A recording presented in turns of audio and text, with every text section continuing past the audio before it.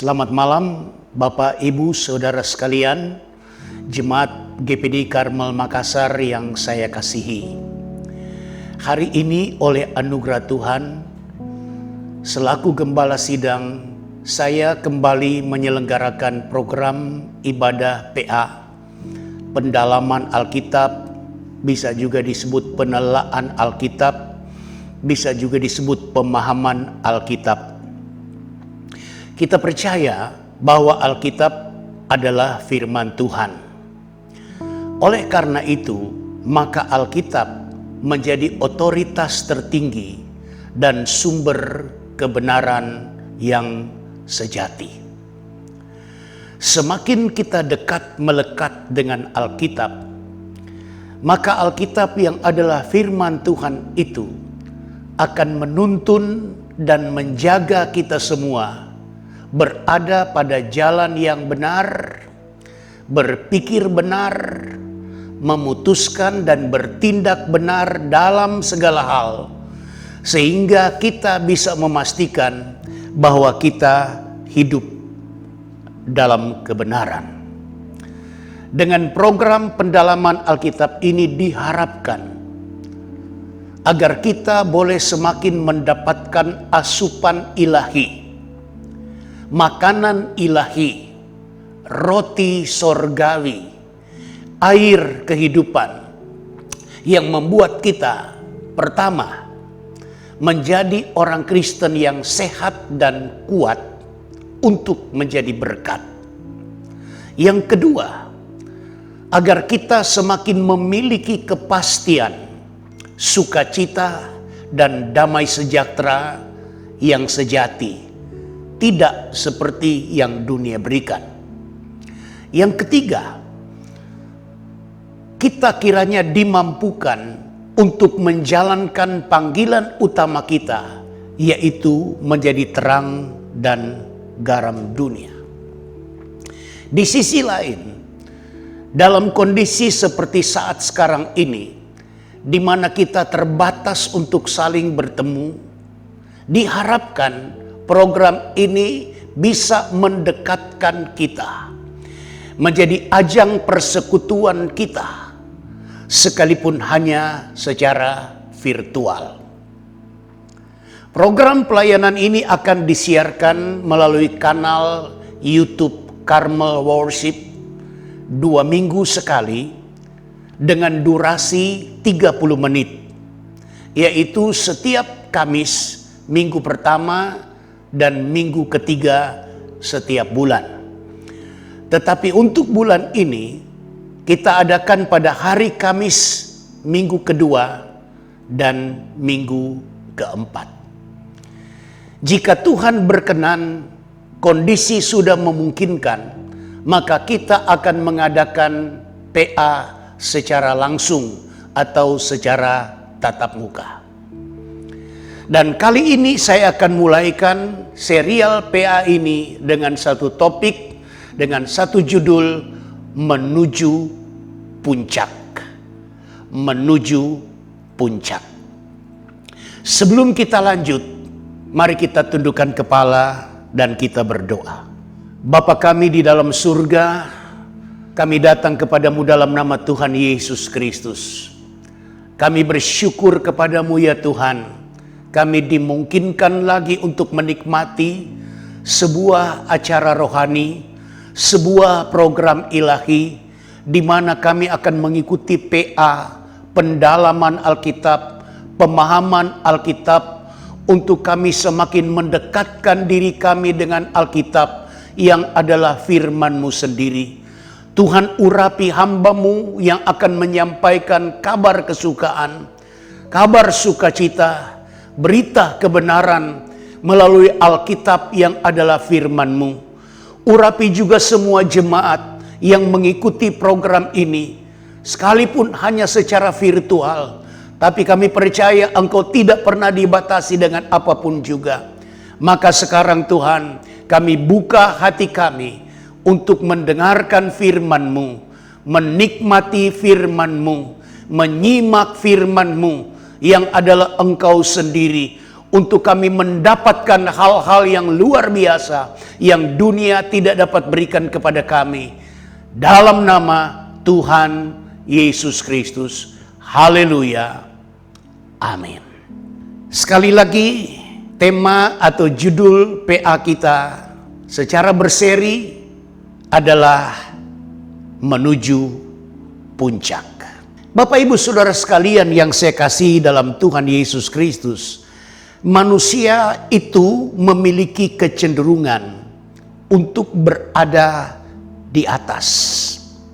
Sehingga kita biasa mendengarkan istilah sedang di atas angin.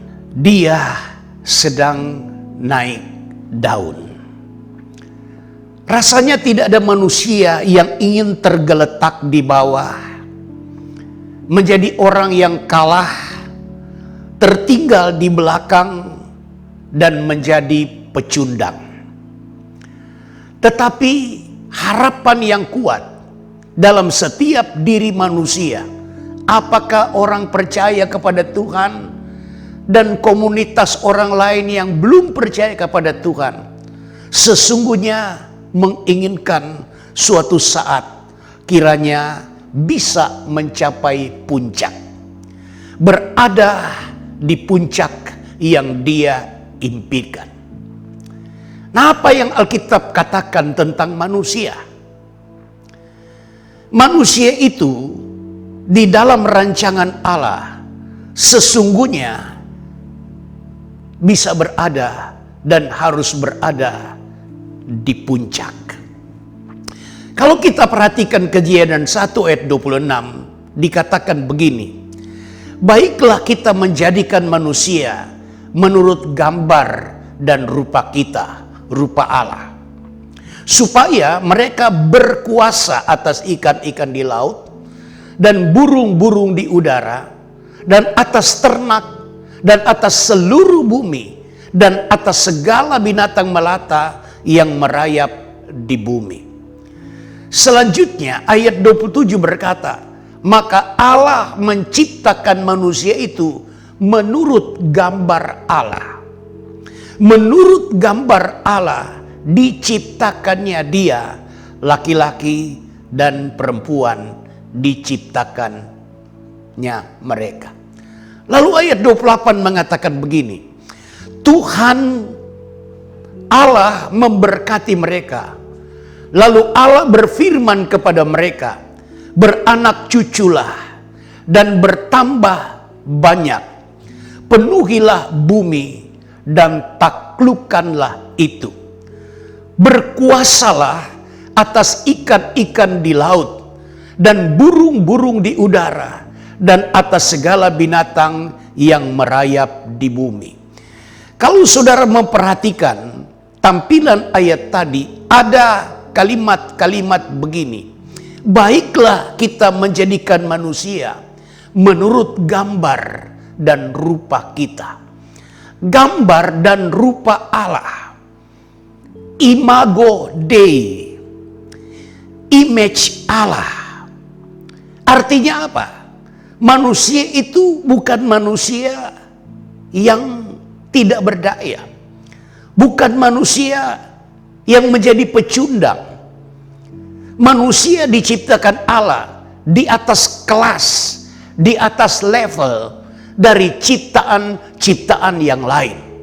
Karena manusia itu dijadikan menurut gambar dan rupa Allah. Kalimat ini memberikan kesan bahwa manusia itu adalah makhluk yang luar biasa, yang bukan hanya sekedar bisa mencapai puncak, tetapi dapat tampil sama dengan image Allah, sama dengan citra Allah. Ada kalimat yang kita dapatkan pada ayat yang ke-28.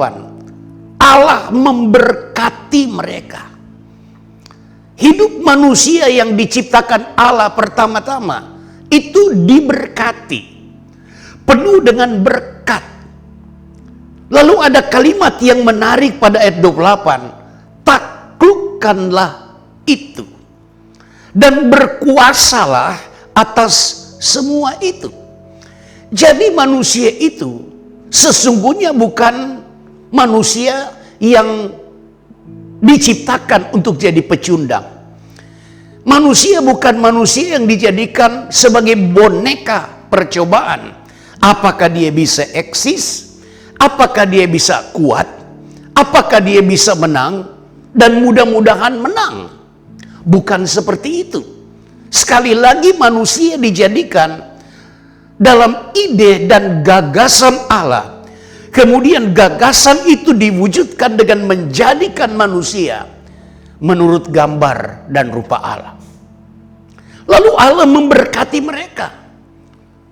Dan Allah memberikan manusia itu satu kekuatan. Sehingga manusia itu disebut sebagai manusia yang insan yang powerful. Menjadi penakluk, bukan penakut. Menjadi penguasa, bukan dikuasai. Itulah manusia di hati Allah. Itulah manusia dalam rencana Allah. Itulah saudara dan saya dalam rancangan Tuhan.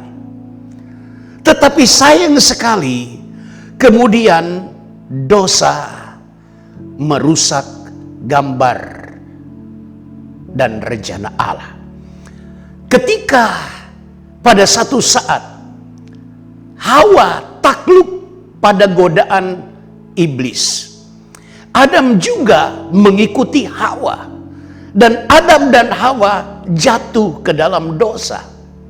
Maka dosa merusak gambar Allah. Dosa mengacaukan rancangan Allah. Tetapi itu tidak berarti Allah kalah.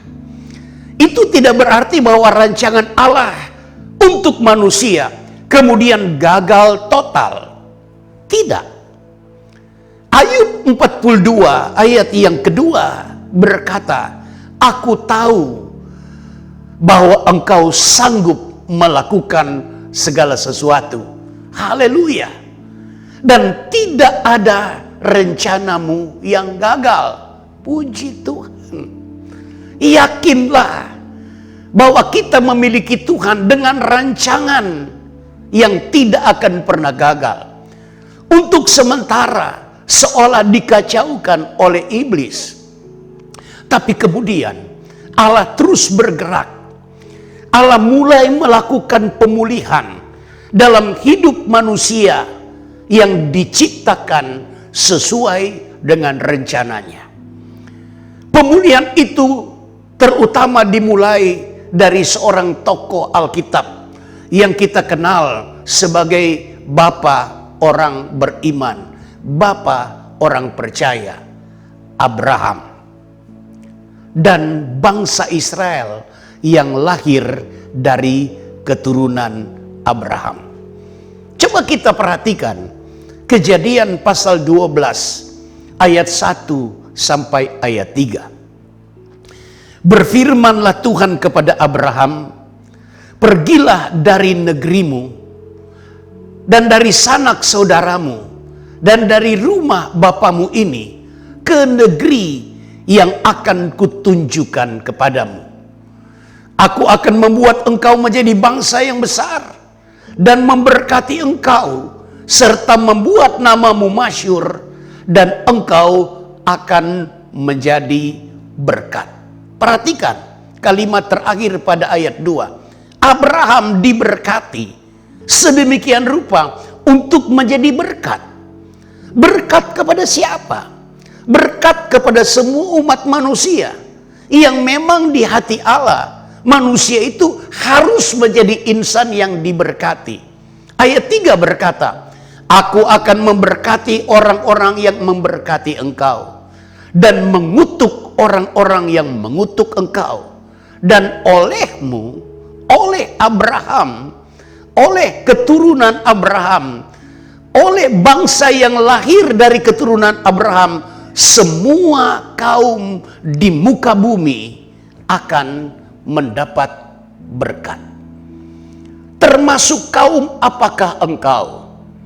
Dari suku mana bangsa, suku bangsa manapun engkau, ada dalam rencana Tuhan supaya kita diberkati. Supaya kita berhasil dalam kehidupan ini. Supaya kita walaupun ada saat-saatnya seperti mengalami cobaan, mengalami tekanan, sama dengan Ayub. Tapi di dalam tekanan, Ayub berkata, "Aku tahu engkau sanggup melakukan segala sesuatu dan tidak ada rencanamu yang gagal." Jadi, percayalah dalam rancangan Tuhan, engkau, siapapun engkau, apalagi ketika telah menjadi orang percaya, bersungguh-sungguh dengan Tuhan, di hati Tuhan, Tuhan akan membawa kita menjadi orang yang diberkati sehingga menjadi berkat. Tuhan akan membawa kita pada puncak-puncak yang Tuhan rencanakan. Karena itulah yang ada di dalam hati Tuhan. Maka melalui PA yang saya beri judul Menuju Puncak, saya akan membawa kita pada satu analogi, pada satu gambaran, atau tepatnya pada satu contoh yang di dalam Alkitab itu ditulis untuk menjadi contoh, menjadi peringatan bagi kehidupan kita. Contoh dan teladan bangsa Israel. Mari kita lihat 1 Korintus pasal 10 ayat 6 dan ayat 11.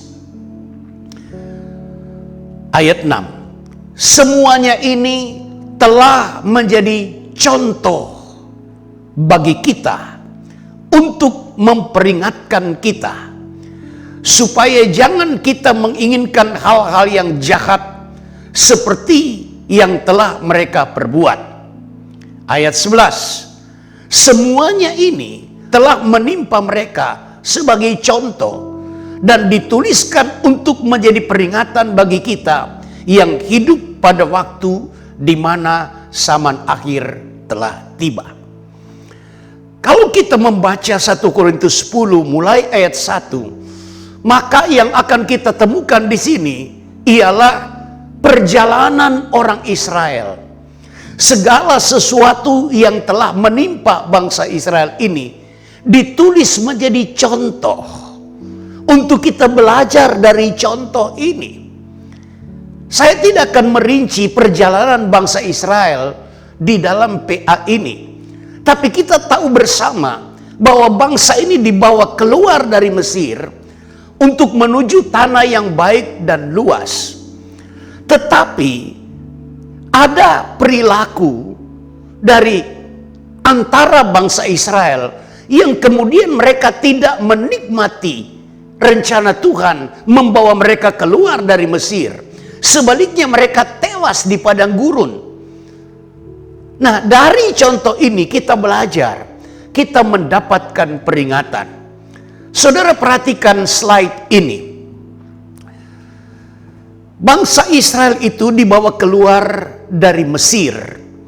Menurut Keluaran 3 ayat 7 sampai 9, itu menuju ke negeri yang baik dan luas.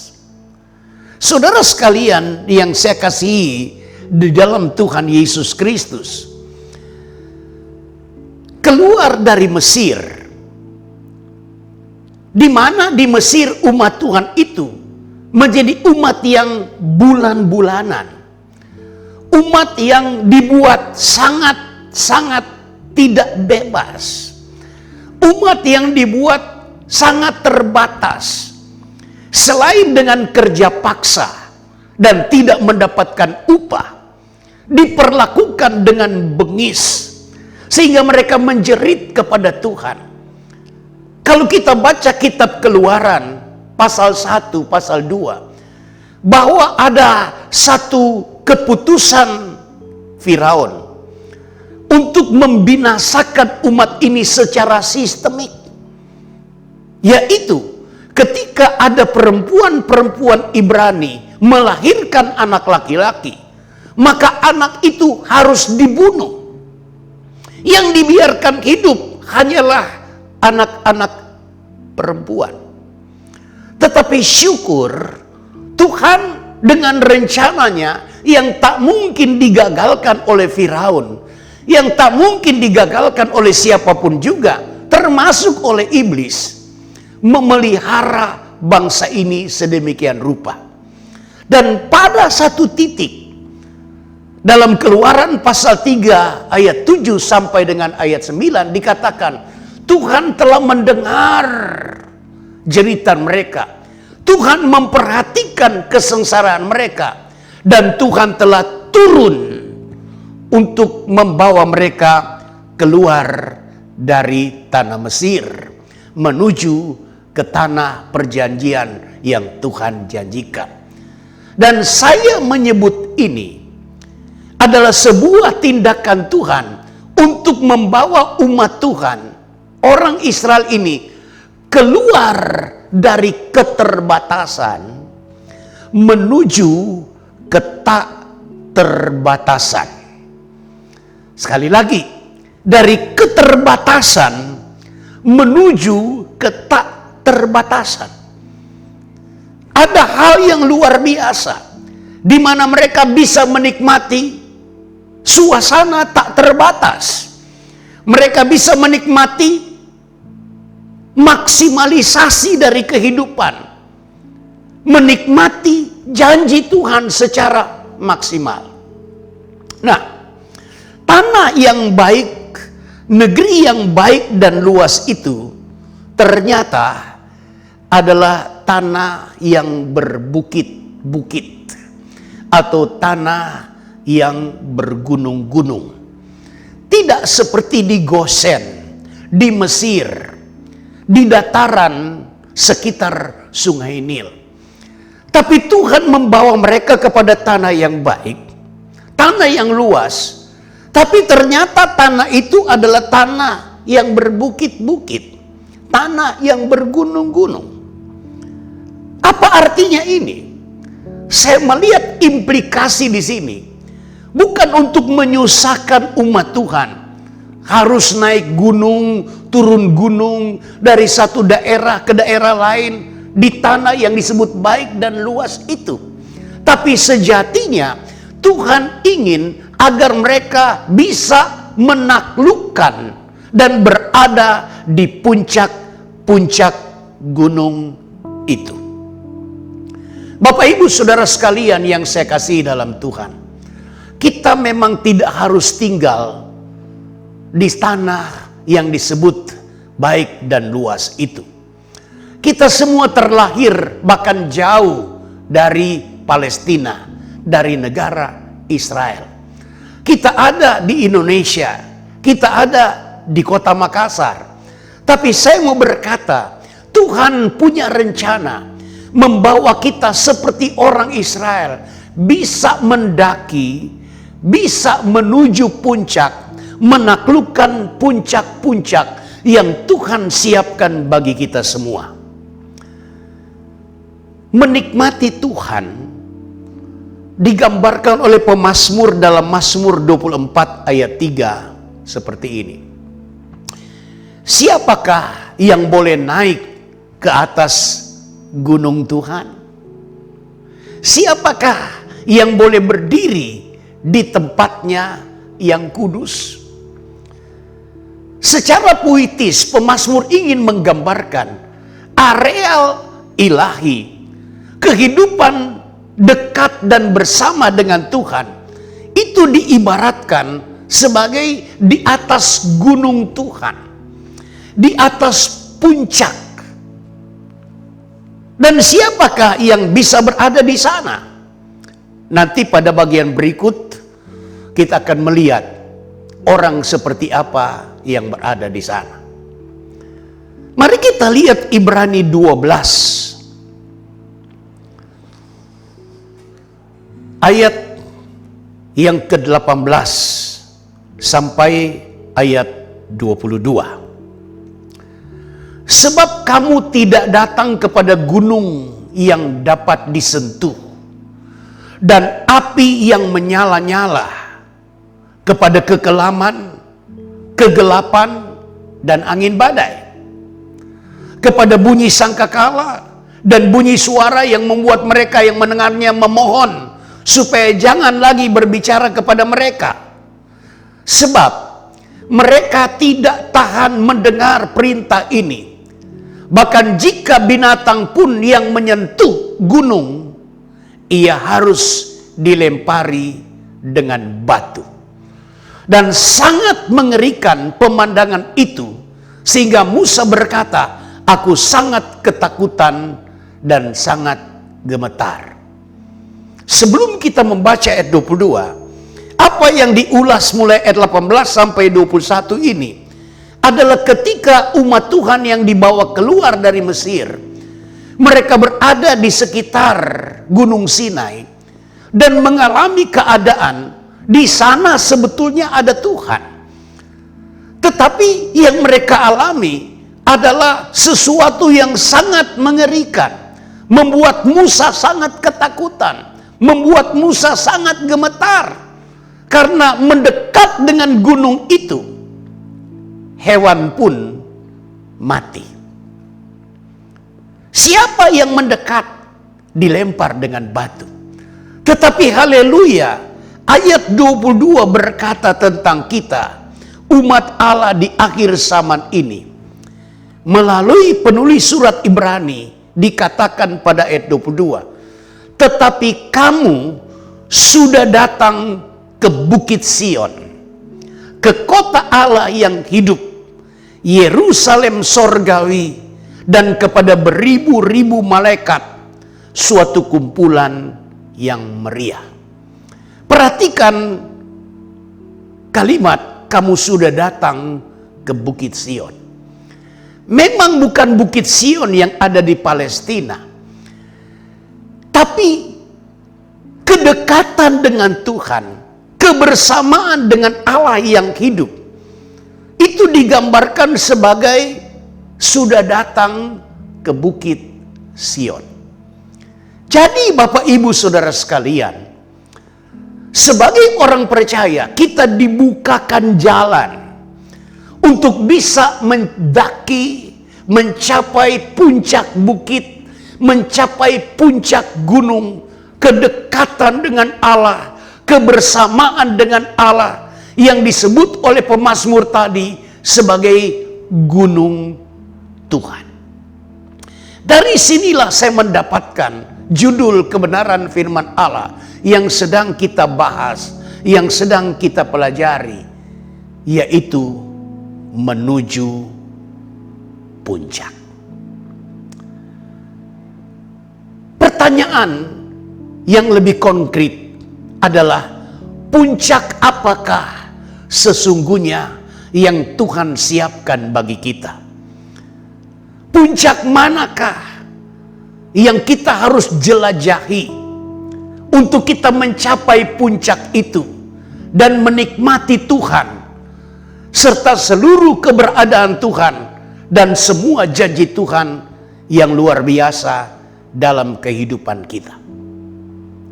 Yang pertama, puncak yang akan kita capai adalah puncak yang saya sebut puncak rohania.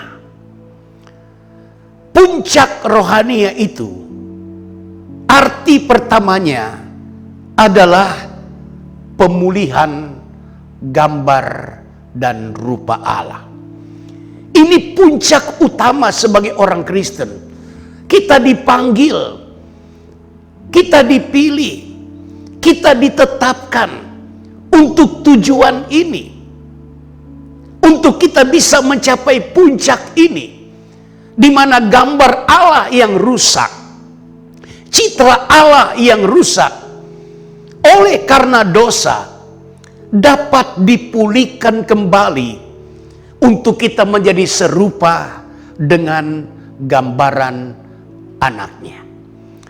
Bapak Ibu Saudara sekalian yang saya kasihi dalam Tuhan Yesus Kristus, mari kita baca Roma 8 ayat 28 dan 29. Kita tahu sekarang bahwa Allah turut bekerja dalam segala sesuatu untuk mendatangkan kebaikan bagi mereka yang mengasihi Dia, yaitu bagi mereka yang terpanggil sesuai dengan rencana Allah. Sebab semua orang yang dipilihnya dari semula, mereka juga ditentukannya dari semula untuk menjadi serupa dengan gambaran anaknya, supaya ia, anaknya itu, menjadi yang sulung di antara banyak saudara. Saudara perhatikan keterpilihan kita. Kita dipilih, kita ditetapkan dari semula sesuai dengan rencana Allah yang semula untuk manusia itu. Yaitu manusia dijadikan Allah menurut gambar dan rupa Allah. Ketika dosa merusak gambar Allah dan iblis menari-nari dalam kerusakan itu, saya ingin menanamkan di hati Bapak Ibu Saudara, rencana Allah tidak akan pernah gagal. Allah turut bekerja, bahkan Allah sedang bekerja dan tidak akan pernah berhenti bekerja untuk mendatangkan kebaikan bagi orang yang mengasihi Dia. Kebaikan apa? Kebaikan yang pertama dan terutama adalah supaya kita dapat dipulihkan. Gambar Allah yang rusak dapat dipulihkan. Kita dapat mencapai puncak. Kita bisa menuju puncak. Puncak pemulihan gambar Allah. Untuk kita menjadi serupa dengan gambaran anaknya. Puji Tuhan. Tuhan Yesus memberkati kita semua. Kita akan lanjutkan PA ini pada episode yang berikut. Pada bagian yang berikut, melanjutkan apa yang sedang kita bahas. Dan untuk kali ini, mari kita tutup mata, tundukkan kepala, angkat hati kita. Kita berdoa mengakhiri bagian pertama dari PA kita menuju puncak. Kita berdoa. Segala puji syukur kami panjatkan kepadamu ya Tuhan. Melalui pelajaran Alkitab ini, kami diyakinkan kembali siapa kami di hadapan Tuhan, seperti apa jati diri, nilai kami, dan kemana kami akan pergi dalam rencana Tuhan. Sekaligus kami mengerti rencana Allah yang begitu indah dalam kehidupan kami. Ada puncak yang indah mulia yang Engkau siapkan. Dan untuk itu Engkau turut bekerja dalam segala perkara, mendatangkan kebaikan bagi kami, agar kami mencapai puncak itu. Kami menjadi seperti jati diri manusia, sesuai dengan desainmu sendiri, sesuai dengan rencanamu sendiri, yaitu kami menjadi serupa dengan gambar anakmu. Kami menjadi serupa dengan gambar Allah. Karena untuk itulah Engkau menjadikan manusia dari semula. Tanamkan firman Allah ini dalam setiap kami untuk bertumbuh, dan kami semakin bersemangat, kami semakin bergairah untuk terus berjalan, untuk terus mendaki, bahkan mencapai puncak yang Engkau sediakan bagi kami. Dalam nama Tuhan Yesus Kristus kami berdoa. Haleluya. Amin. Sampai berjumpa pada episode atau bagian yang akan datang. Tuhan Yesus memberkati.